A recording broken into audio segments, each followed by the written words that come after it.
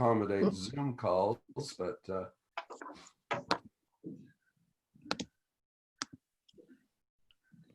Okay. so I see Linda, Yes. Jackie. Hi. Good Hi. morning, both of you.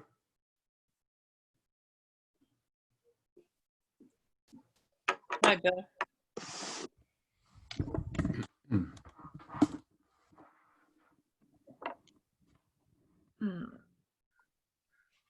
Okay, so I'm just looking. So we are already recording. I'm afraid that's not going to stop me from saying a lot of very stupid things. Perfect. No editing either. Yeah. It's always interesting when you tape shows with, say, CK and W. You like to think that they'll edit out all of the ridiculous things you say, but they generally don't. So. Okay, now let me just see. Well, we still got a few more minutes to go. I'll probably wait till about 2 or 3 minutes after. Sure. Oh no, there's no. How many people have been showing up, Marlene? About 23, 25. Oh, fantastic. Yeah, so we seem to have the same core group of people, but it's been really wonderful. Yeah, I just have missed it. Yeah, Tuesdays, for some reason, just didn't work out. no, it's just nice to see everybody, and if people can make it, great. And if not, we hope everybody's well out there. Yes. All right. Hey, George. Hi there. How are you guys? How you Hi, doing? George. Hey Hi. there. Hi. Hi, you too. And I saw Bill is signed in somewhere. We're Yeah. in our RV in Merritt right now. Oh my goodness, wow. good for you. Does that mean you were able to get onto the park site to reserve? Well, it's a camping park run by the city of Merritt, and they invited us to come. Oh, Wow. good. Okay, lovely. And yes, we're going to Monk Park afterwards. And we were one of the 50,000 that got a reservation. Oh, that's crazy. Well, I'm excited because on Friday I pulled out my Volkswagen and it's sitting almost ready to go. Good. Yeah. Well, So, come on up and join us. Yeah. yeah, join you never know. How long are you going to be in Merritt for? A week. Oh, okay. Fantastic. Yeah, I'm not quite ready. I have to sew curtains and things like that. We're just having a few more people come in. We've got about 16 people. Hi there, Jeff. Hi, Jeff. Hi there. Yeah, my mic's on. Hi. Hi. Hi, Jeff. Oh, look who's there. That was Linda Conacher. It is. Finally being able to make it. Oh, Linda, fantastic to see you. You're surviving in North Vancouver, okay? Oh, yes. Oh, yeah. Oh, fantastic. Right. We should talk or something. We should. Marlene or Matthew, if you're there, there'll be a couple of additional names that may not be familiar to you that might show up on the participants, but that's okay. They're Yeah, I was just about to ask Colin Preston. I don't know who you are. Hello. Well, I can tell you, or Jeff can tell you. Oh, sure. And then Peter Jasmine, another person. So. Peter Jasmine was our Hello, air. Jeff. Hi, Peter Jasmine. Oh, yeah. And Colin Preston is going to be joining us in one of our upcoming meetings as a guest speaker. I'll introduce him more formally then. Okay. And also, well, Michael Geller should be there somewhere. Yeah, I am here. There he indeed. is. Okay. We're just going to wait a couple more minutes, everybody, it's just 11:02 now, and we'll get going. Did you see our coach safety last week, Peter, that we ran? Did you watch, Peter Jasmine, did you watch the coach safety thing that we ran last week? No, I was not available, unfortunately. How was it? How did it go? That's okay. It's available on YouTube. I'll tell you how later, and Yeah. you can watch Yeah, it. please, yeah. Add any comments. Linda, do you remember that coach safety we did about 25 years ago somewhere down? Yeah. Were you at that one? You know, I've only done this for 20 years, so I wasn't. Oh, come on. You guys are dating yourselves. I know. Yeah, but a lot of us folks have been around in the guiding business a long time. That's right. Yeah. So let's see here. On my screen today, let's I have- see. I have somebody iPad. I don't know who this person is. Jeff, how many people did you invite? Oh, well, they all get the invitation, all the members of the association.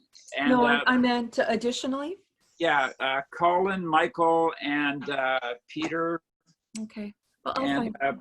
let me just find my list. Oh, that's what it is. I've got another list over here.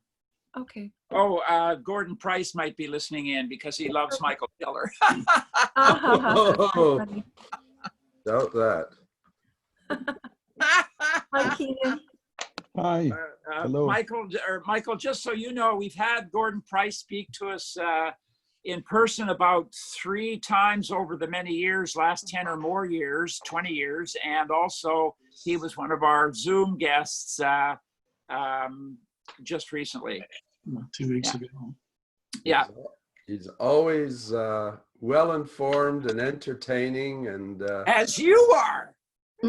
Gordon is the best mayor Vancouver never had, unfortunately.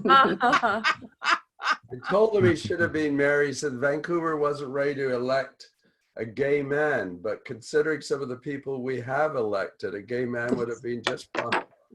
Would have made no difference, really. And now it's interesting to see in the United States that there's some gay mayors, and isn't there 1 or 2 gay governors and this kind of thing? I mean, who cares anymore? Had a candidate for the Democratic leadership. Okay, who right. Yeah, The times have changed. yeah. So many Yeah. other reasons to exclude people, for sure. Okay, so it's 11:04 now, and my screen, isn't that interesting? My screen last week was staying with the little window on it so you can see different things. And today I've got a tap on it. Let me just hit this. Okay. All right, so if everyone will turn off their microphones except for Michael, Jeffrey, and Marlene. Did I just call myself Jeffrey? I never call myself that. Marlene, are you still there? I sure am. All right, you're okay? We'll go ahead. Yeah, all's good. Okay. I just wanted, sorry, one question. iPad user, if you just want to tell me who you are, that'd be great. I sent you a message, but I didn't hear back. Thanks, Jeff. Yeah, that's okay. Sometimes that happens. You don't get a response back. It's sometimes people aren't even aware that their iPad is just showing as iPad. They haven't gone into their settings and changed just to have their name on it or something like that. All right, I'm just typing a hello on the chat there. CTGA Zoom meeting, okay. All right, got that done. Okay. All right, good morning, everybody. Welcome to the 7th Canadian Tour Guide Association of British Columbia Zoom meeting. My name is Jeff, for the odd person who might not know. And we welcome you to, again, thank you to the people who every week send a response after the meeting to say they enjoyed the show. And according to Matthew, who's not with us today, he says that quite a few people, probably upwards of 30 each week, are not able to watch the show live as we do it, but they do tune into the YouTube channel, the newly created channel that we have. If you're new to this week's episode, usually later today or tomorrow, Matthew will get an email out to through Gary, our vice president, to a link which allows you to watch the previous show, like today's show. And I think, Marlene, you can now, I haven't gone to that specific page for us, for the Tour Guide Association. Can you find everything else that we've posted, or? So far, it's still under the works admin-wise. We haven't set it up yet to admit people, but we will. Okay, that's good. All righty. Okay, then. So today we're very, very lucky to get a hold of Michael Geller, because Michael and I were unable to connect late last week. He was someone I was pursuing, but we managed to get it all together yesterday. Michael, how are you this morning? I'm very good. It's a pleasure to join you all. Well, fantastic. Michael, where were you born and where did you grow up? We'll start off with a nice, easy question. I was actually born in Blackpool, England. And if any of you are from England, you know that's not something one would normally admit to. But it's a seaside resort where the Labour Party used to hold its annual convention. So you fell in love with the ocean. I was a sand baby. That's right. Is that how you, how did you manage, at what age did you manage, and how did you manage to come over and end up in Canada, especially Vancouver? I came over to Canada when I was very young. I grew up in Toronto. I studied architecture in Toronto. And then I initially came out here in the mid-70s with CMHC, the Federal Housing Agency. And once I saw Vancouver, I thought, why would anybody live anywhere else in Canada? And came out here in 74, stayed till 77, went back to Toronto, then Ottawa, but then came back in 81. So I've been here since. Oh, right. Fantastic. And you went from being a planner to eventually, you went from being an architect and eventually you got into did you get into real estate first before you became a neighborhood planner, or how did that? No, when I came out with CMHC, I was appointed the assistant architect planner, and my first project was Granville Island, which is a property that I suspect most of you are quite familiar with. So I was around CMHC when they first started to convert Granville Island from the old industrial area with a couple of converted buildings into what it is today. And so that was my beginning. I then went back and then I was asked to look after the first phase of the South Shore of False Creek. And those of you who were in Vancouver in the 70s will remember when Art Phillips was the mayor, and that was an initiative of the council, and I think turned out quite well. And the transformation of that industrial area into quite a nice community. So Michael, you wouldn't have known this because we didn't talk about it, but the background scene behind me is where I live. It's Vancouver's False Creek South. I'm right over by Mahoney and Sons. Right. Well, I know that area very, very well. I suspect you spend a lot of time in Mahoney's by the fireplace there. I actually only go in there once in a while, but a lot of time on the seawall. And I was just walking by the plaque along the seawall at Charleston Park again the other day, and the plaque there says May of 1975, which of course is when they started the getting the seawall ready on that side, and then the park, and then adding so on. I'll let you continue in a moment, but CMHC does throw a lot of tour guides off who are the new ones who come into the business, and even some citizens. So that land, Granville Island, was owned by the city, but how did CMHC come into it? Was because of Mr. Ron Basford, the federal MP at the time? Well, in fact, the land wasn't owned by the city. All of that land was owned by the federal government. Oh. And Ron Bass, at the time in 1972, in order to win a federal election, Mitchell Sharp, who was a cabinet minister in Toronto, decided that the citizens of Toronto should have a urban park, and they created something called Harbourfront Park. And when Ron Basford saw that, he thought the citizens of Vancouver needed something as well along similar lines. And although he was Minister National Revenue at the time, he put himself in charge of Granville Island, and then worked with CMHC to take over the responsibility for it. And you know, the reason Granville Island became such a wonderful tourist destination is because it wasn't designed as a tourist destination. It was really designed as a place for the residents of Vancouver. and eventually became a tourist destination. We used to have great debates in subsequent years whether to even have an information center for tourists. And as you know, up until Expo 86, there wasn't even an information center. They set one up for that event. Well, one time we need somebody, whether it's yourself or I wonder if Mr. Price or somebody, but Ellen Clapp, who used to be, he was with was he a news reporter or was he a background news person at BC TV, now Global? But Alan's idea was the railroad tracks on the island, wasn't it? I remember Al Clapp. He used to have a little building on Granville Island where he hung out, and I mean, he was a personality long before Vancouver had any personalities. Yeah. You weren't here yet, were you? I met Al in 1974. Do you think he'd be thrilled to have the former statue that used to be at Pacific Press? It was in the news last week that it's going to be taken out of mothballs and moved to Granville Island. Alan would probably be happy with that, right? Well, I'm not sure. He was quite unpredictable, if anybody else who's on the call knows him. No,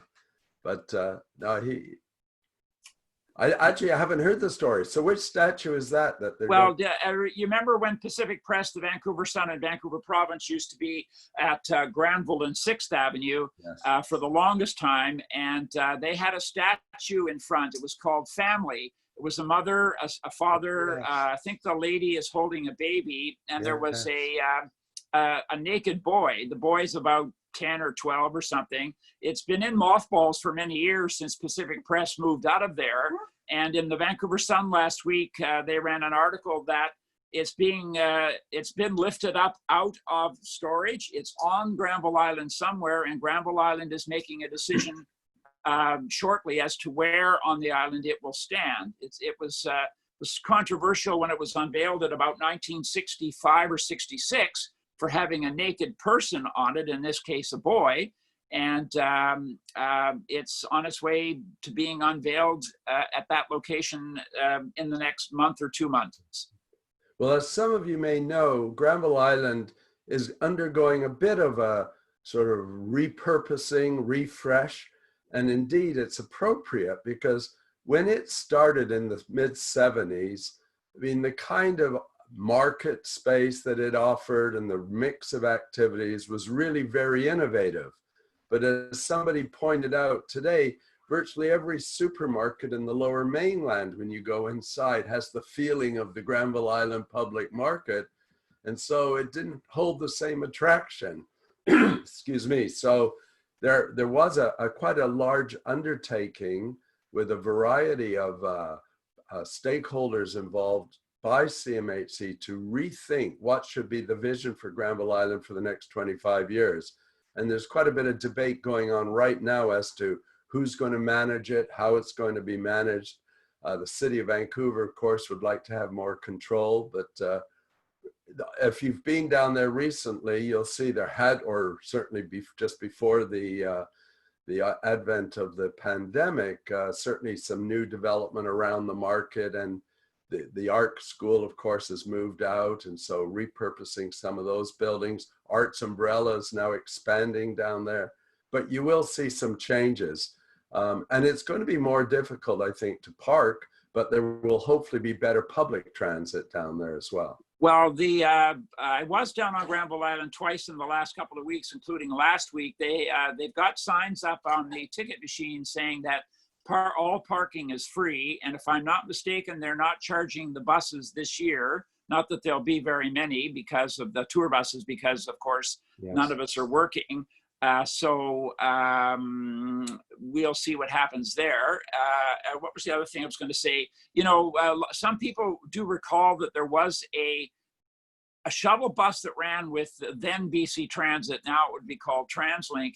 It picked up around Granville and Broadway, and it brought people down under the bridge to Granville Island. It stopped right by the market there in front of the Arts Club Theatre, where some of the taxis are now. And it just went right back up to Broadway and Granville. So have you heard something we haven't, or I haven't, that TransLink may again run a bus that goes more than just at the entrance at 2nd and Anderson?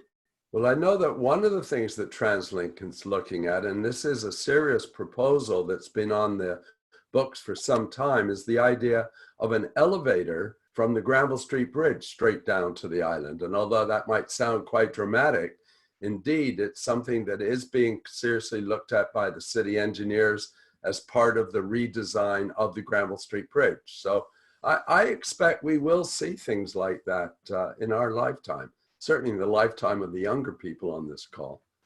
Speaking of a lifetime, Jeff and Michael, I worked on Granville Island in 1973 when it was just a big mud puddle, industrial outfits everywhere. I worked at the other end, which is where Broadway Industrial Trucking was located at the time. And there were a couple of old cranes, of course, but everything was working at the time. It was really a buzz of activity, but it was strictly industrial. What I like about what they've done with Granville Island is that they retained a lot of these old buildings and simply remanaged the inside and made that quite attractive, maintaining its original atmosphere, if you want. So I've seen an awful lot of change over the past few years at Granville Island. I have a question though. Don't you think it's too crowded? And what could be done about it? Not lately, but There's no doubt that that old Yogi Berra line about the place is so busy nobody goes there anymore did apply to Granville Island.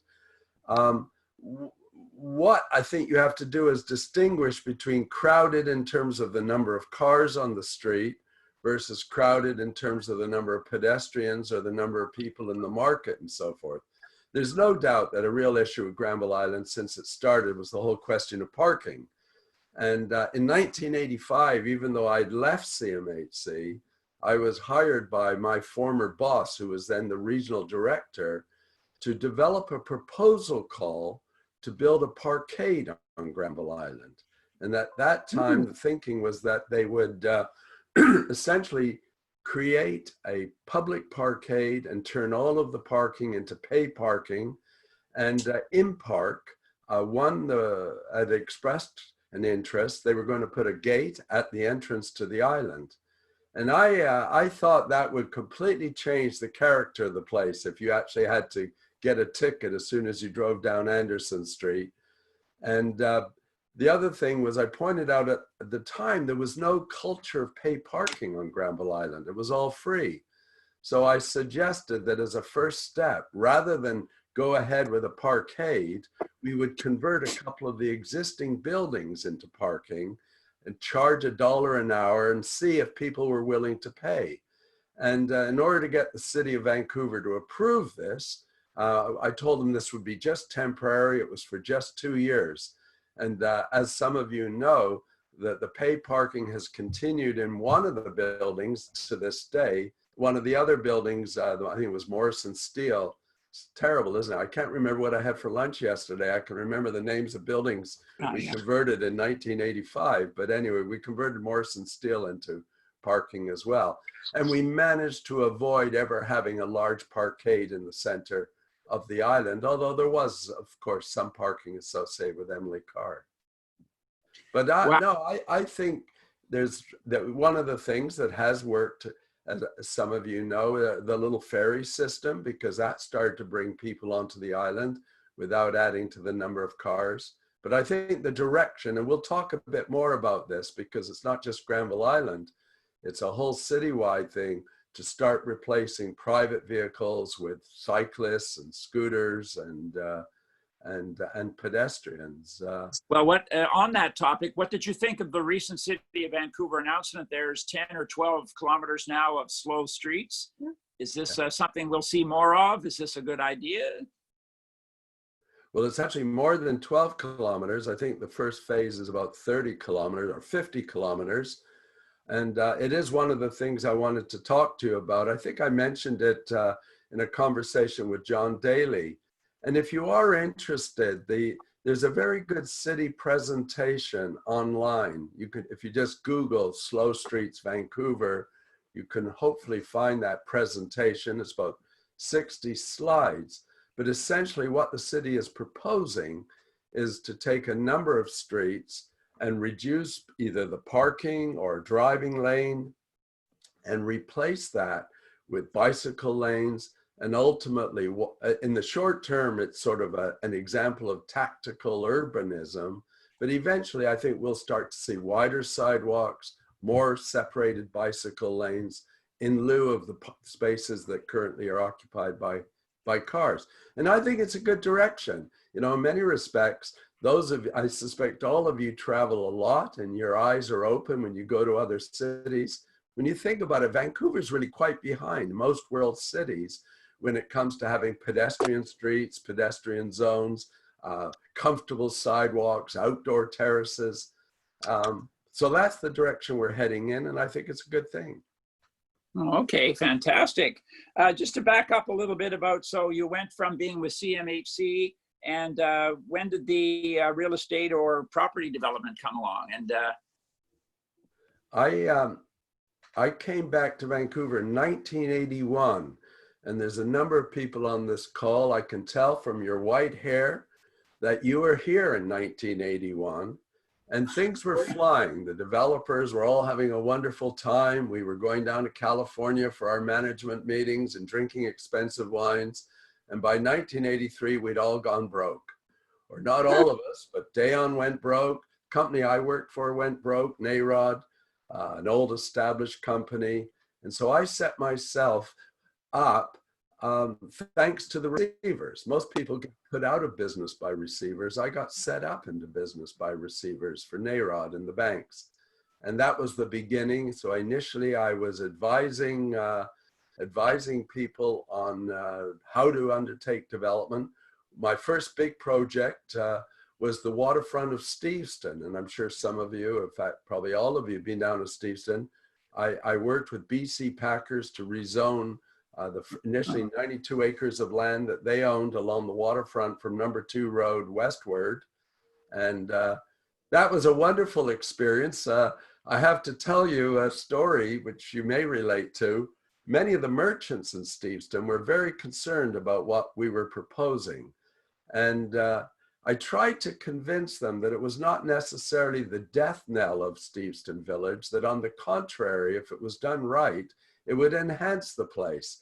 And one Saturday morning, much to the shock of my client, who was the president of BC Packers, I chartered a bus and I took all the merchants down to LaConner in Washington State. yes, There was an example of another former fishing village that, as the fishing industry moved out, became more, it started to transform itself into a different kind of place. And by the end of that bus trip, when we pulled back to Vancouver and Steveston, most of the people realized it was possible to redevelop that area, move out the industrial, bring in people, but not necessarily compromise the quality of Steveston Village. And today, I think Steveston is you know, it's well, lost some of its character, but still very successful. well, what was their concern? I think the proposal always was, we want to put in some low-rise buildings and have more population there. And they thought that population would overrun Steveston and turn it into something else? Or Their concern was that we were going to have a little commercial village center within our development and a community center within our development. And they were worried that that would detract from what they had. And in the end, I remember, it's a good story, going to the bar with Harold Steves. And as you know, Harold Steves is still around. And he was his family, of course, founded Steveston. He was very concerned. And we sat in a Steveston hotel, and over a number of beers, I agreed that we would not build a community center, but instead, for every unit that was approved, we would give $350 to, that was the amount, to the city to be used to renovate the Steveston Community Center. It was actually, I thought, a good idea. It was a good solution. We were planning at the time 1,750 units. What happened though was, after we got the approval, the new developer wanted to reduce the number of units, and Harold Steves and Doug Sandberg said no. Well, they said, what do you mean no? Why wouldn't you want fewer units? Well, because we're getting 350 a unit. We want more. So I think they went up to $1,000 a unit. But that was the concern, that we would create a very charming little village center. We were proposing to renovate the Britannia shipyard and the Phoenix, the building, the old buildings on the waterfront into retail. And they thought that would detract from the village center. And we agreed not to do it. So that was the compromise. So what are some of the other developments you worked on? Well, there's one that I want to tell you about, and that is that I worked on the parking lot of the Bayshore Hotel. And you're all familiar with that. Yeah. I was hired by a Japanese company that in 1988 purchased the entire Westin hotel chain. And I wanted to tell you this story because what happened is I love to travel, like no doubt like all of you. And whenever I go to a city, the first thing I do is get on either ideally a hop-on, hop-off bus tour on a multi-day ticket. And so one day I decided many years ago, and I guess this was in the mid 90s, late 90s, but do a Vancouver hop-on, hop-off bus tour. And I'll never forget it because as we went through the Bayshore and past the hotel and through the new housing, the tour guide mentioned that this was developed by one of the wealthiest men in the world, Mr. Li Ka-shing.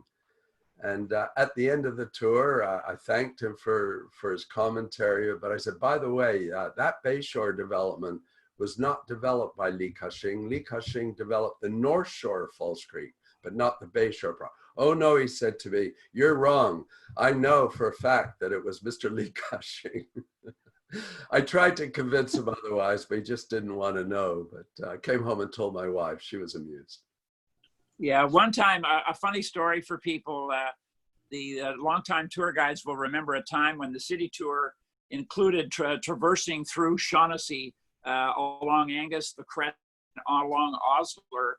We went through there, and apparently one day, one of the drivers I worked with at Grey Line of Vancouver said that all of a sudden, as he was in Shaughnessy, he was partway through Shaughnessy, and this woman got up out of her seat, and she was standing right beside him at the door, and said, "It's okay. I want to jump off the tour at this point." And he said, "Really, right here?" And she says, "Yes, I actually live in Shaughnessy, and I've always wondered what the drivers are saying as they drive through." Yeah. All right. Well, here's a question for all of you. I'm speaking to you right now from an island within the boundary of the city of Vancouver. How many of you know what it's called? Are you down on the Vancouver south side there? Yes. Yes, you are. I know this answer because I think I was by there recently. Are you down? Are you west of Granville or east of Granville Street? West of Granville Street. Okay, yeah. You're. Are you closer to Granville or closer to say McDonald? I'm very close to McDonald. So when I rezoned as a planner, rezoned the property for BC Packers, Mr. Buchanan, who was the president, whose father was also the president of BC Packers, took me out for dinner. And when the dessert arrived, he put a photograph on the table and I said, "What's this?" And he said, "It's your next project." And I said, "What is it?"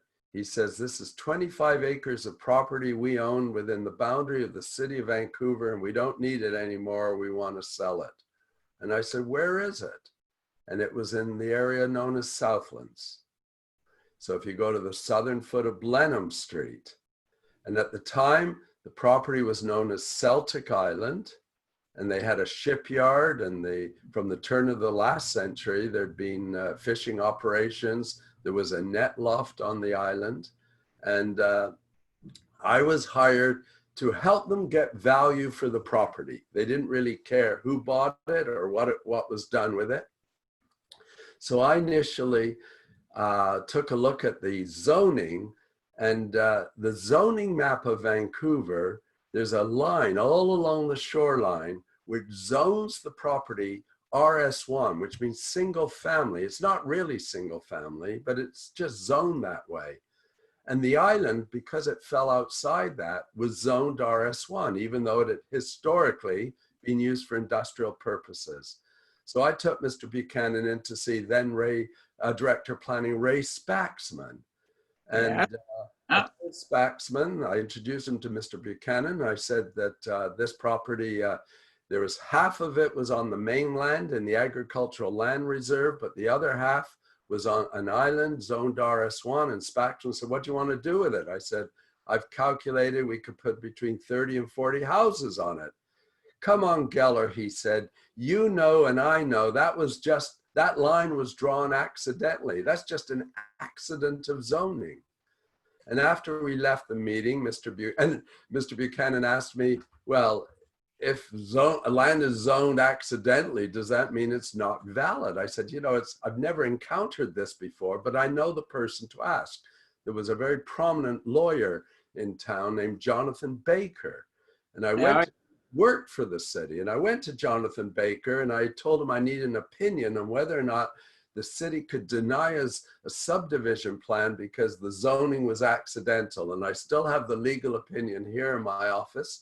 And it started off, it said, zoning is like pregnancy.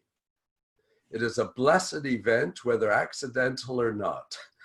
He then went on to give me some case law, but suffice it to say, I developed plans for 37 houses, but the residents of Southlands were very upset with this, and they said the city should buy the property as a park.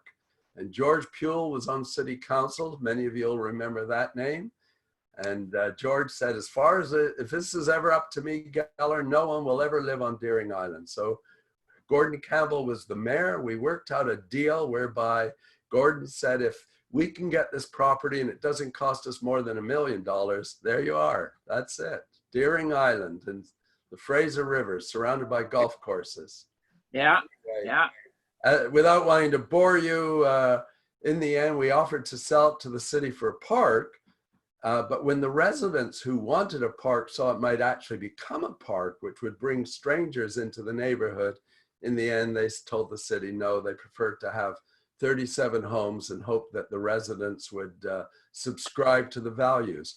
And, you know, as you know, I don't know if you don't bring tour buses down here, although occasionally we get buses down on the island. But Southlands is a remarkable area. Most people don't know about Southlands. But you could come down now because Henrik Sedin has just built a house a couple of blocks away from here. We have all the developers. The Aquilinis are down here. Sedin's down here. Well, I have ridden my bike on that island a couple of times in the last few years, and so it's a wonderful little. You don't even realize you're going over a little bridge to get onto it. So you guys were able to get that built. If I could, folks, by the way, I would rent charter a bus and have us all go down to Vancouver Southlands. You can't believe the number of Vancouverites who've never been to the Vancouver Southlands, let alone Deering Island. And LaConner's another place I would love to take our members one day when we're allowed to venture back down to Washington State. But you managed to get Deering Island.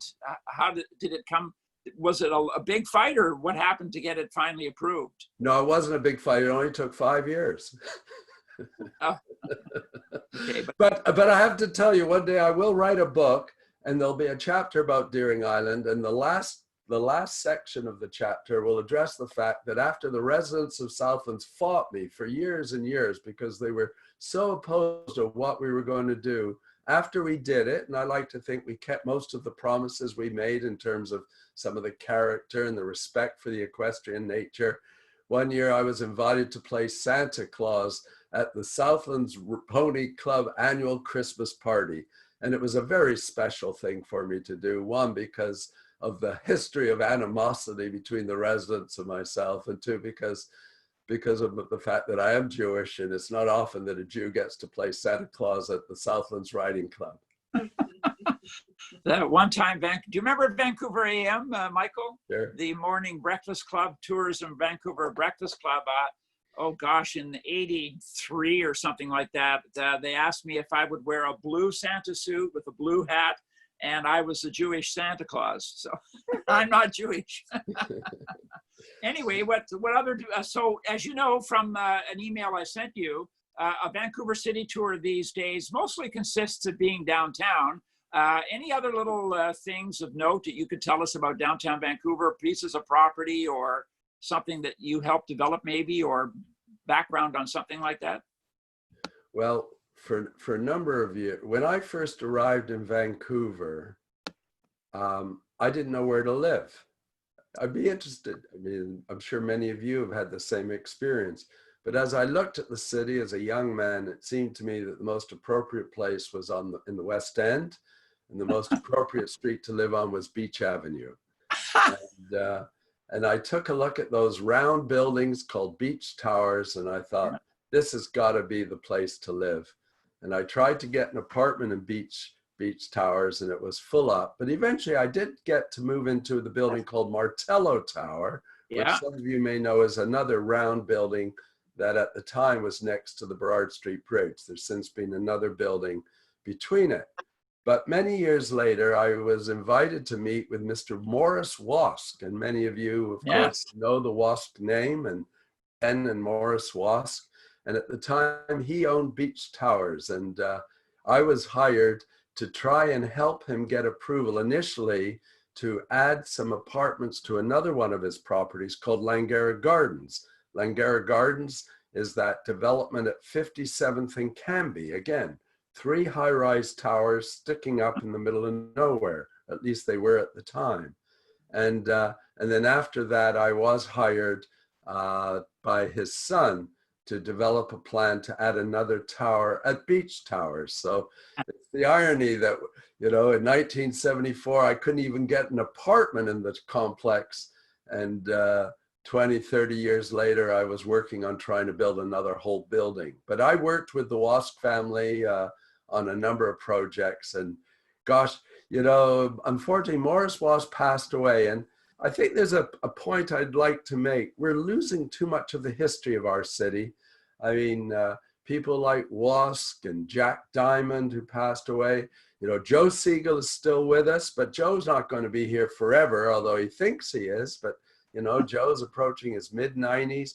And, you know, they have so many stories. I used to travel around the downtown with Morris Wosk, and he had a story for every block because, as many of you may know, every building that has blue tile on the outside, whether it was Sheraton 500 or the tower, the hotel on Robson Street, you know, he built all those buildings, and he had fabulous stories, usually involving a great deal of disgust with the city officials who wouldn't let him build what he really wanted to build. But you know, those buildings along Beach Avenue, there's a couple now, especially when you get just west of Denman Street.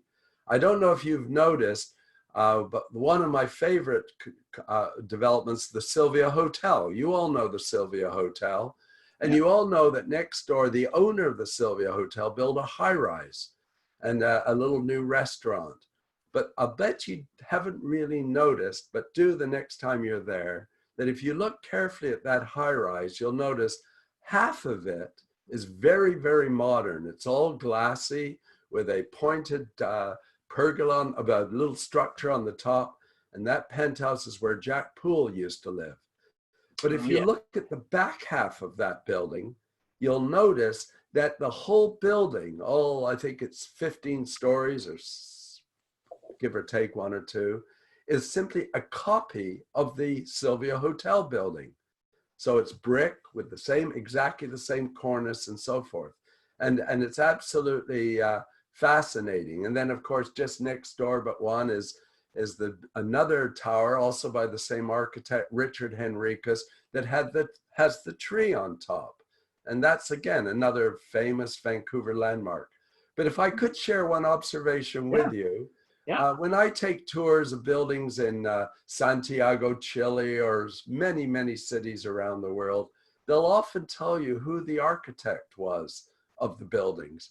And yet it's very, very rare, with the exception perhaps of 1 or 2 Arthur Erickson buildings, we rarely think about who were the architects of some of the buildings we have in Vancouver.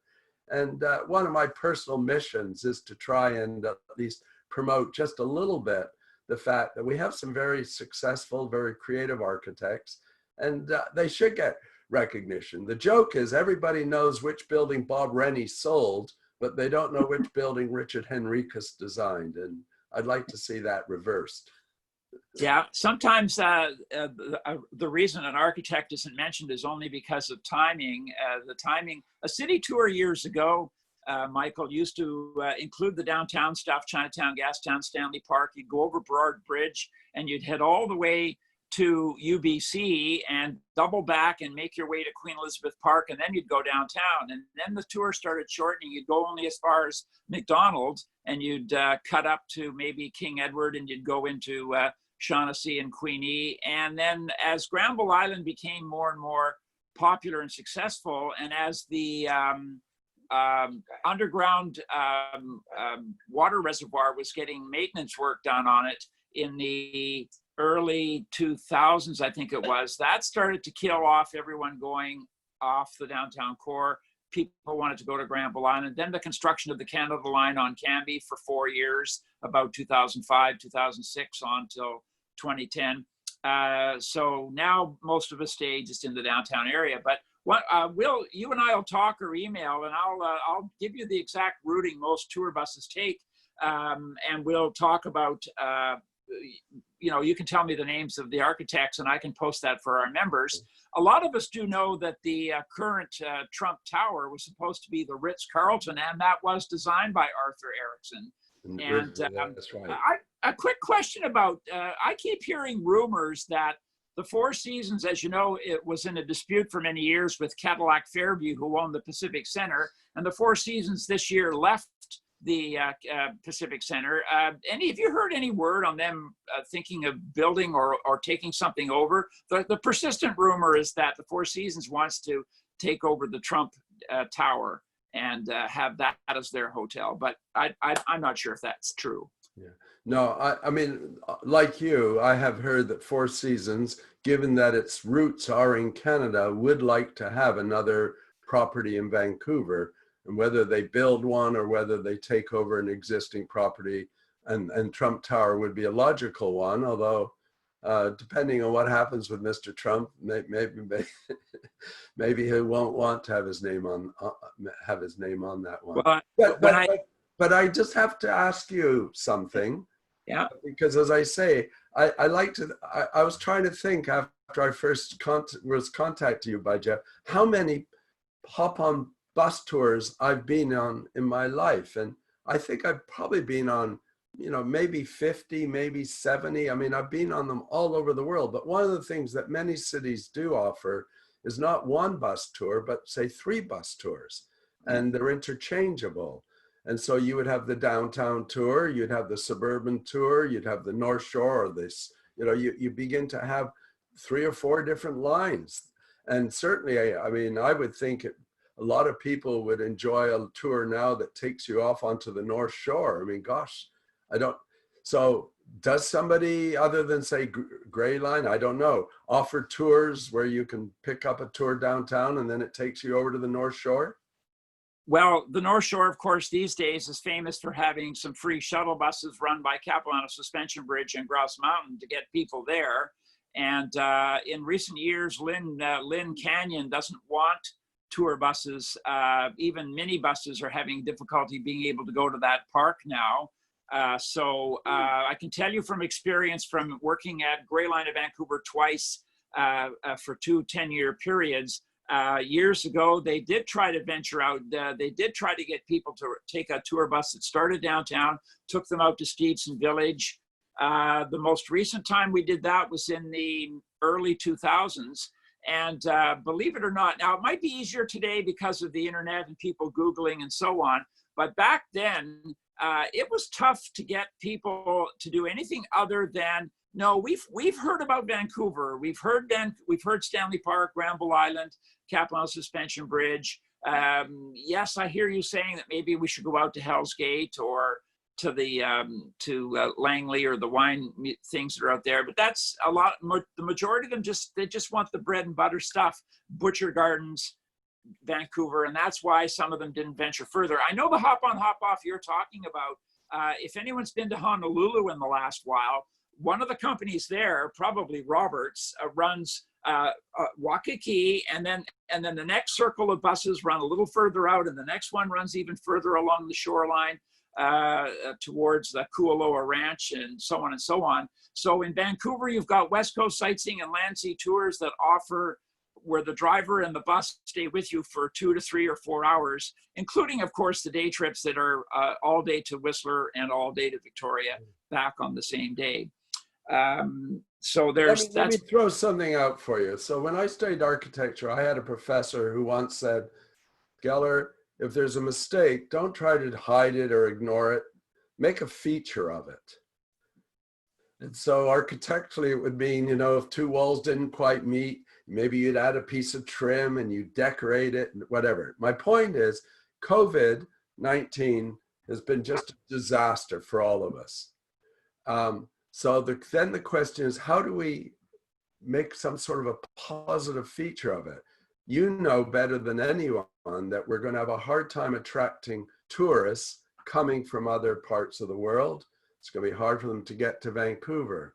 But I'm now starting to receive emails about, you know, don't go golfing down in Oregon, you know, start exploring some of the local courses or going up to Whistler. Where I'm going with this is maybe it's time to say this summer, you do start offering tours again, and you really start to market it to local residents or other BC residents and expand not just downtown Vancouver, which they know, but to the parts of the region they don't know.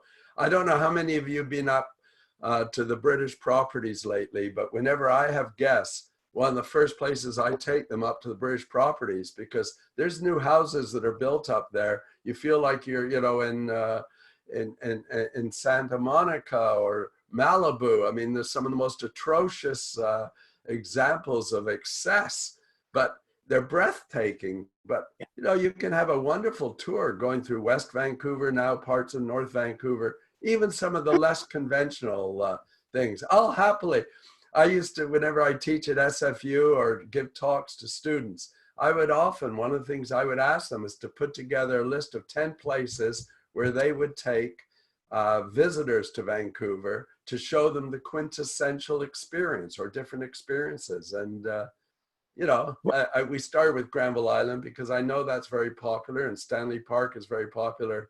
I'll bet you I could put together tours for some of you to places you've never been to, and you'd be absolutely delighted with them and say, my God, we should bring more people here. Yeah, well, as far as Denny Boyd used to write in the Vancouver Sun about a couple of places that he liked to take people within the city boundaries to get a view of the city, including 8th and Discovery on the city's west side, of course, Queen Elizabeth Park at the smaller Sunken Garden, the viewpoint from there. Any favorite spots of yours besides Granville Island, but viewpoints where you're overlooking the city? Yeah, well, I mean, again, the best view of the city is from the top of the British properties or many locations up Capilano Road. I mean, you get some very interesting views of the city from those places, and of course, Grouse. But, you know, the views are very important, but, you know, oftentimes it is the stories, and you're all telling stories, and when you're taking people around. But that's one of the reasons I always take tours. I will tell you, though, some of you may know I was working in Russia and in Moscow, and I was in Moscow one January, and I was looking for things to do, and I found 2 things that were interesting. One was to take a river cruise, and I thought it was a mistake. I thought, how could you have a river cruise? I mean, the river's frozen, only to discover that indeed there is a river cruise, and it's an icebreaker. They have a series of icebreakers. They start at the Radisson Hotel in downtown Moscow, and you go up and down the river. And again, you'd say, well, why would anybody want to be on a river cruise in the middle of January? Well, it's very, very popular. What isn't quite so popular, though, is the hop-on, hop-off bus tour. And I can speak from experience because I did take a hop-on, hop-off bus tour in January in Moscow. I was the only person on the bus. I did get off at one place in order to go to the toilet and have some lunch, and the bus never came back. And I didn't speak a word of Russian. I couldn't really speak to anybody. I couldn't get on a bus. I couldn't get on a taxi. So I just kept standing there thinking, well, eventually he'll come back. And 4 hours later, the bus did come back. God Almighty! So I'm sorry to hear about that. He must have miscounted, and you got less. Well, he forgot, you know, I mean, I had the same thing in Athens. Those things in Athens, they probably have the worst bus tours in the world there. They, you know, if the driver doesn't really want to go back and pick you up, he doesn't bother. He just goes to, but Yeah. you know, you can learn a lot from these different places. By the way, I did, when I was in Moscow giving a talk, and CBC heard that I was in town. And Well, that was what I was just going to ask you. Tell us that story that I saw on the CBC. Was it last year? I was on the national. I took a lot of flack for this, I tell you. Yeah, but what was it you saw? You saw some wonderful plaza they developed or something. Well, what they had is they had developed a whole net. I was in Russia. I mean, they brought me over there to give a talk on lessons that Russia can learn from Canada, and especially from Vancouver.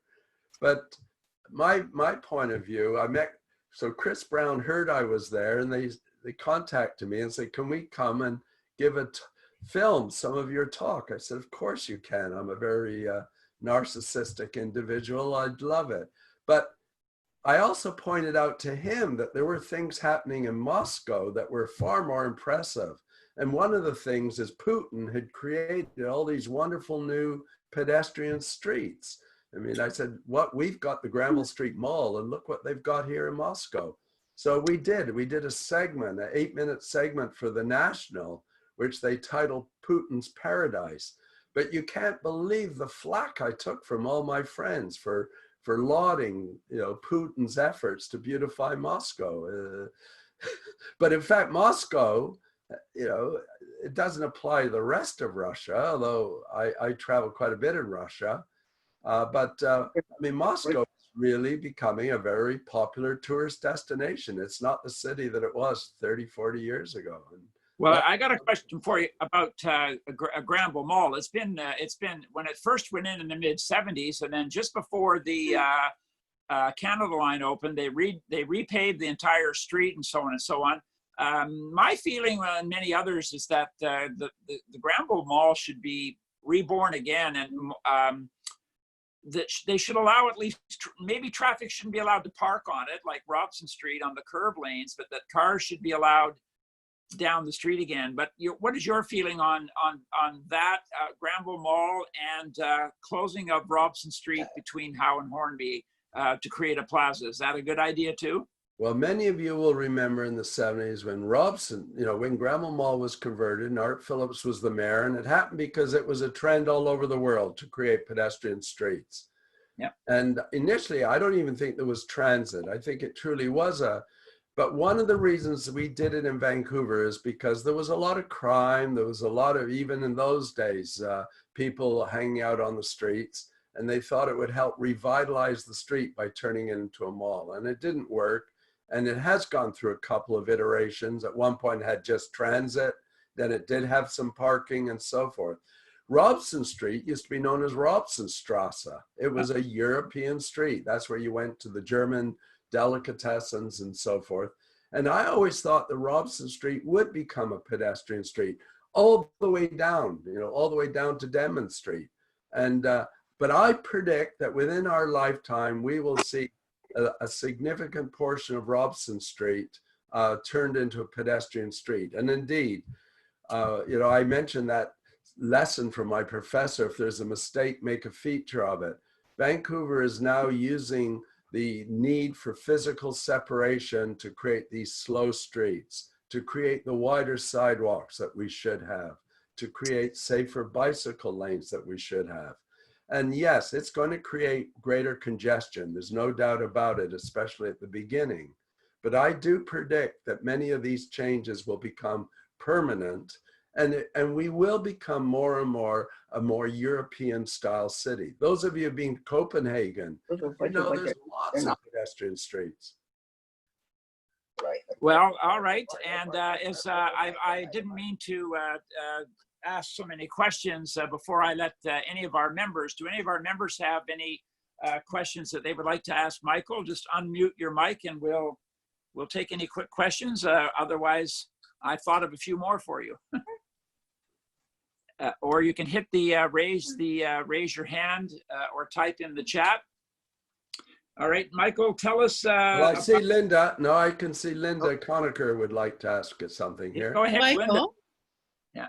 Michael, that fabulous presentation. I've learned so much. You said you were going to write a book, or you've written a book?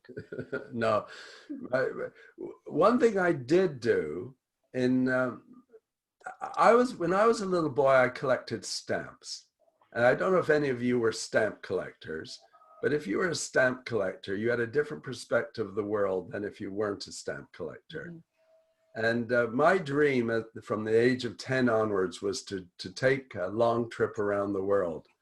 And so in 2007, my wife and I did, in fact, we were going to take the whole year. We ended up taking just over 9 months, and we went around the world. And I did write, initially I had planned to do a blog. Somebody said, oh, you should do a blog. But I did end up writing a series of columns for the Vancouver Sun. And they're all available online. And my column was called Homes Away from Home. And it was really lessons for Vancouver from around the world. So that got me started. But ever since then, I've kept the blog going. It's just called Michael Geller's blog, but I call it Geller's World Travel. I haven't got around. I'm not smart enough to know how to change the URL for my blog. But I have kept that going for a long time. But as we're talking, a lot of the projects that I've worked on, there's some good stories, and I would one day I will, even if I only do it for myself, to try and pull some of these things together. But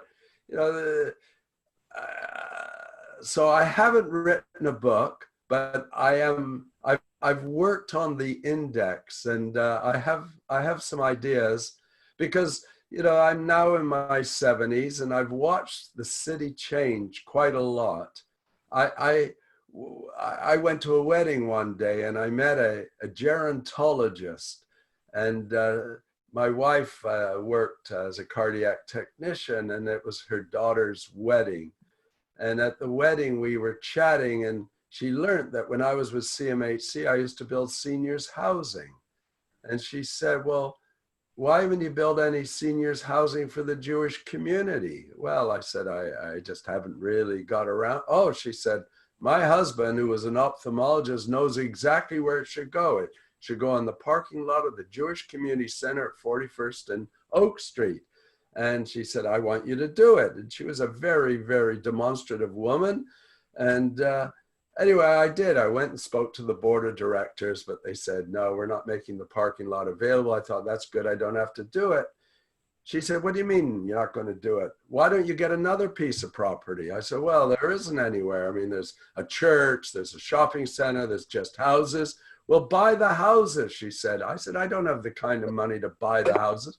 She lived on Point Grey Road in one of those Arthur Erickson townhouses. She said, I'm going to make a party. She invited all the rich Jewish members of the community. This is Michael Geller. She said, I want you to lend him some money so he can build an apartment building for Jewish seniors. I said, Josephine, this is a ridiculous idea. Well, they all came forward and said, just let us know what you need. So I did it. I bought 4 houses on Oak Street and tried to build an apartment building just for Jewish people. Can you imagine doing this? I mean, people would be outraged. But we did it. Morris Wasp was my partner, and we built 43 apartments, and 42 of them were sold, occupied by Jewish people. And Morris Wasp said, put up a sign, Michael. I said, Morris, if I put up a sign, somebody will buy it. They're not Jewish. He said, does it matter? I said, that's a good question. I don't know. Anyway, I was in shepherd's shoes one day, and a fellow, Nathan Slutsky, said to me, Michael, that building on Oak Street, it might be good for my sister. And have you got any left? I said, Nathan, I have one left. And if your sister buys that apartment, I'll be back here and you can sell me any pair of shoes you want. That was in 1995. To this day, I'm still wearing a pair of Ferragamos. I think they're about $450 then. But I could tell you, I could write a book where every chapter would just be one of those units. I'm looking at Marlene sitting there smiling. Marlene, a lady came in one day. She phoned us up and she said, I understand you're building an apartment building on Oak Street. My husband, Harry, and I think it'd be perfect for our daughter. I said, I'm sorry, Mrs. Wolf, I don't think you understand. This is an adult-oriented building. She said, Mr. Geller, I don't think you understand. Our daughter's 72. She's a grandmother. Anyway, they came in. I'm showing them all the plans. The mother says, oh, this looks awful. I show them another one. She said, who could work in that kitchen? I show them another one. She says, Harry, I think we're interested in this one. At which point her daughter leaned across my boardroom table and said, Mommy, this isn't really what I want. I want a building with a swimming pool. At which point her mother said to her 72-year-old daughter, be quiet, dear. We know what's best. Oh, thank you. Fabulous. I'll look all those columns up. Thank you very much. Oh, Michael, just one quick question. I think it would be fabulous if we have a Michael Geller Vancouver city tour of all the places you've mentioned that probably I've never been myself. So it would be fantastic, and we will call it that, Michael Geller Vancouver city tour. How about that? And you just write us and tell us which is that we'll have to do. Well, I'll tell you, you talked before when we started, Jeff was talking about Gordon Price. And indeed, very first time I ever met Gordon Price was because I was doing a tour for developers. I wanted developers to learn a little bit more about the history of the city. And I'd met Gordon Price, and I arranged for Gordon to give a tour to a group of developers. But my point is, I think, my point is, maybe there isn't, the potential for our city as a tourist destination is fantastic. And I think you're the number 3 industry here after real estate and films, as I understand it.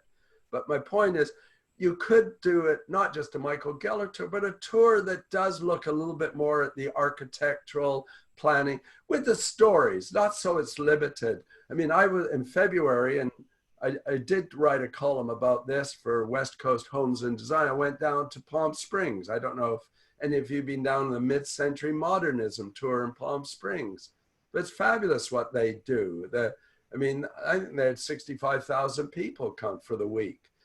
And you create an industry. West Vancouver, I've been encouraging them. They've got some amazing architecture over there, some fabulous homes and things. And so there's no doubt that there are some interesting stories as you go around the city. I mean, I don't know if you notice, I actually for a while could make a living just giving tours to other architects and developers. I once took a group from Australia. I mean, one of the things we're doing is you go through the West End, and I know it's difficult to take buses through the West End, but there's a lot of new developments that are going up, which are sort of 2/3 market condominiums, expensive condominiums. And then the other third is what we call social housing, or housing for lower income people, but all put together in the same building, sometimes with separate entrances. And, it's quite innovative, and it's quite interesting. And you'd say, well, who wants to look at buildings? Well, I think when people hear the stories and the idea, I was talking about this in Russia, and the Russian students couldn't believe that you wanted to mix rich and poor people. I say, we do it here all the time. I try to point that out on my city tours, that in virtually every neighborhood in the city, including in the north side of Falls Creek, south side, the West End, so on, I point out the social housing and show them that we've done this. We've, maybe they're only a 7 or a 10-story building, but that building right there, right in the middle of Yaletown along Marina Side Crescent there near the Canby Bridge, and there's another one on the other side of Davie Street. I point them out, and people are, a lot of people are like, really? Wow. So it is possible. By the way, Michael, the background behind me was shot last month from the top of Yes. British Properties, Mill Stream, looking at the city there. Yeah, it's quite, it's quite, by the way, before we leave the topic, I mean, somebody made the observation, you're right, you wouldn't want to just do a tour of just buildings. You need to package it with the history and so forth. But I don't know how many of you know it, but within Bayshore, which is one of the most expensive developments in the city, there's some social housing there, low-income housing for seniors. Yes. and it's called the Performing Arts Lodge. And it's Yeah. a wonderful story where 10 fairly well-to-do Vancouver personalities purchased the right to live in units forever. And in return, the society used that money to build housing for lower income actors and actresses and writers and performers. The Performing Arts Lodge, they even built a theater on the top of the building. So there are some interesting stories that I guess, we oftentimes just don't get to hear. Exactly. Anyone else have any questions for Michael? We're blessed that you were able to stay for the whole hour, and sometimes we do run a little long. So this has been fantastic. And I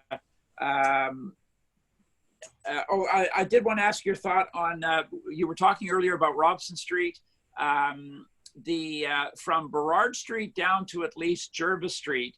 Do you see that the city might let the parking go for a while, at least maybe this summer, and create that curb lane on both sides of the street for pedestrians and still keep the 2 center lanes for two-way traffic? That was one of the things I thought could be done to enhance more freedom of movement, because we don't have the vaccine yet. So No.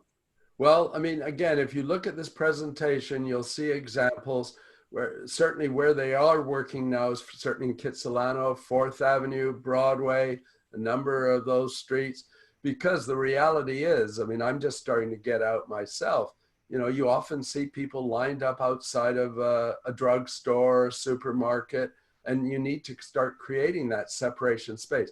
The biggest issue, of course, is how much can you reduce the roads and still not have so much congestion that, people really, really start to complain. And that's the challenge. The merchants think they have to have parking. And one of the problems that's exacerbating the situation is that you'll see downtown, they're starting to knock down the parking garages to redevelop those sites. So there's one across from the CP station. That's where I used to park. That parkade is now down. Bose is putting up a big office building. So then the question is, where are people going to park? And it's an issue. Fortunately, I think to some degree Uber and more of a taxi culture will help, but it's going to take a while for most Vancouverites to give up their car. Yes, and somebody just wrote the Davie Village is another place where it's very popular. It's becoming more and more popular, the Davie Village. Davie Street from Burrard to about Jervis or Broughton Street. And you could use some extra spacing in those curb lanes as well. So what I'm going to do, you've inspired me, is I will see if I can write a column for the Vancouver Sun on why the residents of British Columbia should help bring our tourist industry back onto its feet or back onto its wheels, whatever is the appropriate term, and start taking tours in our own city and our own region and so forth. Because, and I haven't mentioned it, but one of the projects that I did work on for a number of years was the expansion of the Trade and Convention Center. And you will recall when they first wanted to expand it, I was hired as the provincial government's project manager working for then Premier Glenn Clark, which I can tell you was quite an experience. And, Tell us. Oh, I mean, Glenn Clark was an amazing guy, as we subsequently got to learn. But, we ran a whole competition because initially we had Marathon who wanted to build it in the one location. We had Concord Pacific who wanted to convert BC Place. We also had Port Vancouver who wanted to build it in another location. And they were all going to the premier, and he didn't know what to do. So they came up with the idea, let's have a competition. So I ran a competition with Larry Beasley, who was the then director of planning.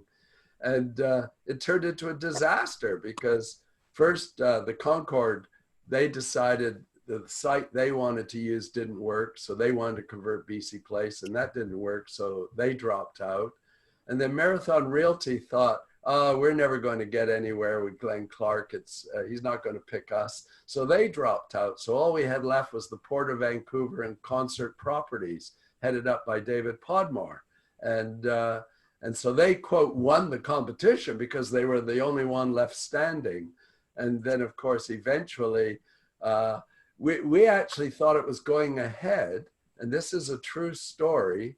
We had a ceremonial pile driving event standing on a platform out in front of the site. And Glenn Clark then called David Anderson, who at the time was the federal minister responsible for the West Coast. He called him a traitor for allowing nuclear testing along the west coast of Vancouver Island or something.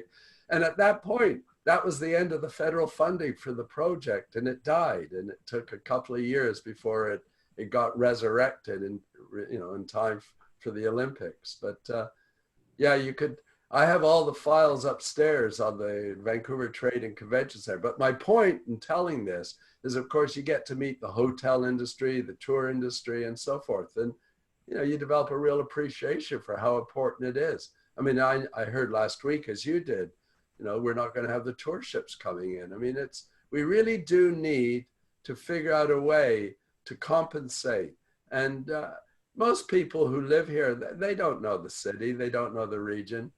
So I'd love to be able to announce that the tour, the Tour Guide Association is going to expand the tours that they offer to not just the downtown, but different parts of the region, to encourage Vancouver and British Columbia residents to come to Vancouver and learn about what we've got here. Because after all, most of us, by the way, are employees, whether we're freelance or just for the summer or whatever. We're not actually the tour planners or tour operators, but we do try sometimes to convince our handlers, you should really try the tour making a stop here, and so on and so on. Especially one of the reasons Lynn Canyon became concerned with the number of tour buses going in there is it became so crowded at Capilano Suspension Bridge the last few years. Moving forward for this year and next year, maybe not so much, but they were getting overwhelmed. The prices at Capilano have gone up, and just the volume of people. So a lot of tour guides, if they have influence on where a tour goes, we're taking people to Capilano, to Lynn Canyon instead. You mentioned Mr. Nayrod earlier. That's the same Alvin Nayrod who's got part of the BC Place. He helped build BC Place, right? That's right. Yeah, That's right. After he sold the company to the gentleman that I worked for, and he retired. He had a bad heart. And then he got appointed by the Premier to chair BC Place. And I remember discussing with, I'm going to give you one last story. Then I should let people go, but we'll do this again. There's a lot, if you're interested, I love these stories. But I went to the presentation of the plans for BC Place Stadium. And I'll never forget it because one of the people in the audience, a reporter, said, Mr. Nayrod looks very nice, but don't you think it needs some landscaping? And Alvin Nayrod said, we're going to landscape it with buildings. And if you take a look today, that's exactly what happened. Yeah, exactly. Yeah. All right. Well, I could probably think of a few more questions, but I don't want to tie everyone up. And we do thank you very much. We will have you back again. I was just trying to think of something to do with post-COVID. It was either Robson Street or BC Place. Oh, the BC Place Stadium, the Lions, unfortunately, it's tough now. If you were to hold an event, depending on what it is, like if you had Elton John coming, that would draw a big crowd of people. But the Lions, and not so much the Whitecaps, it's just funny how it goes, but the Lions are having trouble getting a bigger crowds than they used to get. They're maybe getting only 20,000 people. Is there a need for a smaller size sports stadium somewhere, maybe in Burnaby or New Westminster, where because if you live in Surrey, you've got to think about whether or not you want to come down by car or take the SkyTrain all the way down to the two sports stadiums. But I wondered if there was a more central, smaller stadium that maybe was only 20,000 seats. Yeah. Do you think that's something that should happen? Well, there is one right now at the PNE. Well, you mean the old Empire Field? Yeah, but there's a facility at the P&E somewhere in there.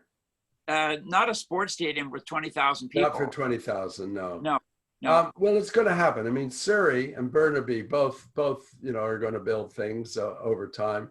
I mean, you just have to watch what's happening in Surrey. It's in the next few years, we're going to see Surrey surpass Vancouver in terms of its population.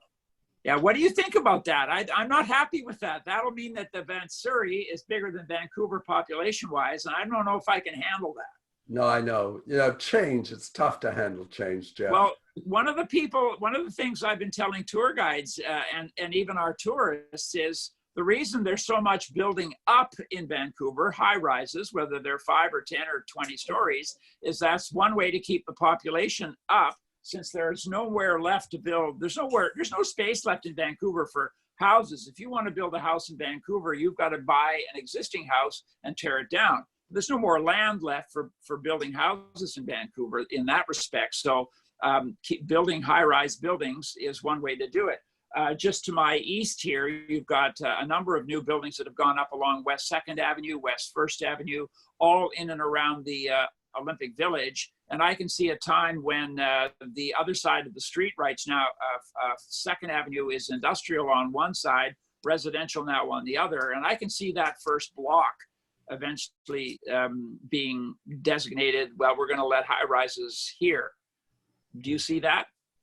Oh, yeah, no, I mean, I think you will see it. But I was just thinking, as you were talking, you're asking about other sports facilities. I remember giving a talk one day, and I said, I don't know why, I got to go to the toilet. My feet are cold.